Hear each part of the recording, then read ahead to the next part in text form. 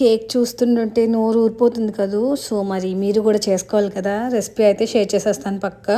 ఇంకా లేట్ చేయకుండా రెసిపీలోకి వెళ్ళిపోదాము. నేను చూపిస్తున్నాను కదా, ఆ కప్పుతో 2.5 కప్స్ మైదా తీసుకున్నాను. మైదా తీసుకుని వాటిని బాగా జల్లించుకున్నాను అనమాట. మధ్యలో ఏమైనా వేస్ట్ లాంటిది ఉంటే అది పోతుందని. అండ్ దాంట్లోకి 2 టేబుల్ స్పూన్లు cocoa powder and 1 table spoon baking soda and అన్నిటిని కొంచెం బాగా జల్లించుకున్నాను అనమాట, అందులో ఏమైనా వేస్ట్ ఉంటుందని. సో ఇది ఇందాక చూపించాల్సిన 1/2 కప్ మైదా, అది నేను స్కిప్ చేశాను. అండ్ ఇంకొక సపరేట్ బౌల్ తీసుకొని దాంట్లోకి బటర్ అండ్ షుగర్ చూసారు కదా, ఇందాక ఏ కప్పుతో అయితే మైదా తీసుకున్నాను అదే కప్తో 1.5 కప్ షుగర్ తీసుకున్నాను.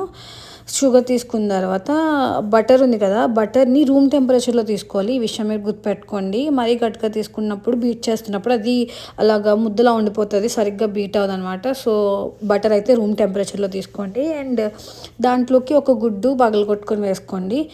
యాక్చువల్లీ నేను 2 గుడ్లు తీసుకున్నాను. ఫస్ట్ ఒక గుడ్డు బాగా బీట్ చేసిన తర్వాత అప్పుడు ఇంకో గుడ్డు వేద్దామని చెప్పేసి ఇంకో గుడ్డు తర్వాత వేసాను అనమాట. ఇది చూపిస్తున్నాను కదా వీడియో క్లిప్లో. టెక్స్చర్ ఎలా రావాలంటే వీడియోలో చూపిస్తున్నట్టు రావాలి.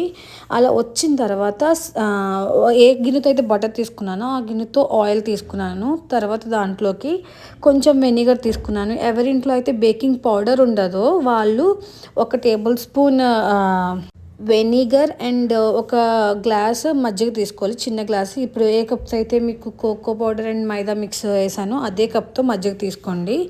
తీసుకున్న తర్వాత వాటిని బాగా బీట్ చేసుకోవాలి. ఎలాంటి కన్సిస్టెన్సీ రావాలంటే వీడియోలో చూపిస్తాను చూడండి, అలాంటి కన్సిస్టెన్సీ రావాలి. అలా వచ్చినంత వరకు కంటిన్యూస్గా బీట్ చేసుకోండి బీటర్తోని. ఒకవేళ బీటర్ లేకపోయినా పర్లేదు, మీరు మిక్సీ తీసుకోవచ్చు, మిక్సీలో వేసుకొని జార్లో వేసుకొని బీట్ చేసుకోవచ్చు.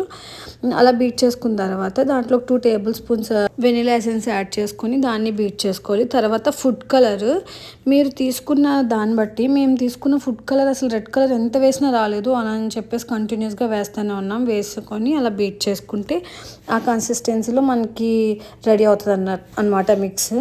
ఇప్పుడు ఏదైతే మిక్స్ మనం రెడీ చేసుకున్నామో దాన్ని ఒక మౌల్డ్లో వేసుకొని ఆల్రెడీ ప్రీ హీట్ చేసిన ఓవెన్లో పెట్టుకోవాలి. తర్వాత ఒక 50 మినిట్స్కి 180 డిగ్రీ సెల్సియస్లో కంటిన్యూస్గా మనము అది బేక్ చేసుకోవాలన్నమాట. ఇప్పుడు దానిపైన క్రీమ్కి మనం రెడీ చేసుకోవడానికి ఫుల్ క్రీమ్ కొంచెం తీసుకొని కిందన ఐస్ క్యూబ్స్ పెట్టుకున్నాను. కిందన ఐస్ క్యూబ్స్ పెట్టుకొని పైన బీట్ చేశాను. అలా బీట్ చేస్తే కనుక మనకి టెక్స్చర్ బాగా వస్తుంది, క్రీమ్ టెక్స్చర్. తర్వాత ఎంతవరకు బీట్ చేసుకోవాలంటే మనం ఆ బీట్ చేసుకున్న క్రీమ్ ఉందా దాన్ని గిన్నె తిప్పి ఒక 10 నెంబర్స్ లెక్క పెట్టినంత వరకు చూడాలి. అయినా క్రీమ్ పడకపోతే ఆ కన్సిస్టెన్సీలో రెడీ చేసుకోవాలి. ఇప్పుడు ఈ గ్యాప్లో మనకి కేక్ అయితే బేక్ అయిపోయింది, రెడ్ వెల్వెట్ కేక్. ఇప్పుడు దీనికి డెకరేషన్ ఉంటుంది కదా, డెకరేషన్ కోసం అని దాన్ని ఫ్లిప్ చేసుకొని పైన మాడిన అంటే కొంచెం బ్రౌన్ కలర్లో అయింది కదా, దాన్ని ఆ లేయర్ని కట్ చేసుకోవాలి. కేక్ అయితే చాలా అంటే చాలా ప్లఫీగా, చాలా స్మూత్గా, సాఫ్ట్గా చాలా బాగా వచ్చింది. ఇది కూడా డెకరేషన్ పర్పస్ కోసమే, మనం ఇందాక మిక్స్ చేసుకున్న మిక్స్ని డెకరేషన్ పర్పస్ కోసమే వాడుతున్నాము. ఇప్పుడు ఏదైతే మనము క్రీమ్ బీట్ చేసుకున్నామో దాన్ని ఈ పైన హార్ట్ షేప్లో, ఏదైనా షేప్లో మీకు కావాల్సిన షేప్లో కట్ చేసుకొని దానిపైన అప్లై చేసుకోవాలి. రెడ్ వెల్వెట్ అంటే ఎవరికైనా సో రెడ్ కలర్లో ఉంటుంది అని చెప్పేసి హార్ట్ షేప్లోనే మ్యాక్సిమం షేప్ చేసుకోవడానికి ట్రై చేస్తారు. సో మేమైతే హార్ట్ షేప్లో అయితే కట్ చేసుకున్నాము. దాని తర్వాత దానిపైన ఇంకొక లేయర్ సేమ్ కట్ చేసుకున్నాం. మిగతా హాఫ్ హార్ట్ షేప్ ఉంటుంది, దాన్ని పైన పెట్టి ఇంకా విప్పింగ్ క్రీమ్ పైన బాగా కోట్ చేసామన్నమాట. సో ఫుల్ కోటింగ్ అయిపోయిన తర్వాత ఒక 1/2 అవర్ మళ్ళీ మేము ఒకసారి ఫ్రీజర్లో పెట్టుకొని మళ్ళీ 1/2 అవర్ తర్వాత ఇంకొక సెకండ్ కోటింగ్ విప్పింగ్ క్రీము పైన యాడ్ చేసామన్నమాట, అదే కోట్ చేసాము. సో ఓవరాల్ కోటింగ్ అయిపోయిన తర్వాత పైన గార్నిష్ చేసుకోవాలి, అంటే లైక్ డెకరేట్ చేసుకోవాలి అనుకుంటే మీరు డెకరేట్ చేసుకోవచ్చు. మేమైతే ఫుల్ ఈ ఏదైతే రిమైనింగ్ కేక్ ఉందో దాన్ని కొంచెం గ్రైండ్ చేసి, అంటే కొంచెం మిక్సీ కొట్టి అప్పుడు దాన్ని వచ్చిన పౌడర్ని అలాగ కొంచెం డెకరేషన్ పర్పస్ కోసం అని వాడుకున్నాము.